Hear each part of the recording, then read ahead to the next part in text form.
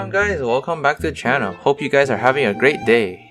Now before I start the video, please stop telling me how my title and my video pricing doesn't match. If you would just watch the video, you would know that the title is in USD. Okay? Stop being a dumb Now with that out of the way, let's get to the parts that make up this week's gaming PC. For the processor, I got this i7-3770K, a P8Z77-VLX motherboard, and 16GB of RAM for $150 off Facebook Marketplace. Although the architecture is pretty old, this CPU still packs great performance in 2021, and since it's the K variant CPU, you could overclock it for extra performance. Now to cool the CPU, I actually found this up here 8RGB CPU cooler off Facebook Marketplace for $20. Brand new, this thing seems to go for around $30 to $40 on Amazon. This CPU cooler looks like it will be more than good enough to handle a i7-3770K, even when it's overclocked. Now for the storage devices, I got a 120GB SSD for $23 and a 500GB hard drive for $28. And yes, I know I got the 500GB hard drive for not a very good price, but I got it from a reliable place. Like I said in my other videos, 120GB SSD paired up with the 500GB hard drive is the perfect starting point if you want to build yourself a budget gaming PC. Now as for the power supply, I got this EVGA 500W 80+ white unit for $40 brand new in box on Facebook Marketplace. If you want to buy these brand new in box in stores, it goes for around $40 to $45 brand new, after tax that is. This power supply should be able to handle the GTX 670 perfectly fine, even though the minimum requirement is a 550W. But EVGA makes quality units, so it should be good enough for it, as long as you don't overclock anything. Which is why I didn't overclock the i7-3770K in today's video. Now for the graphics card, I got this EVGA GTX 670 for the Win Edition for $65 off Craigslist.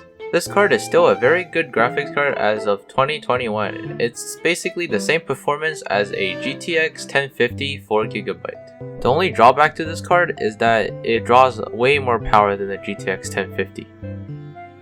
Now the case that's gonna hold all the components in is the Entech DP502 Flux. I was able to get this for $79 brand new at Canada Computers.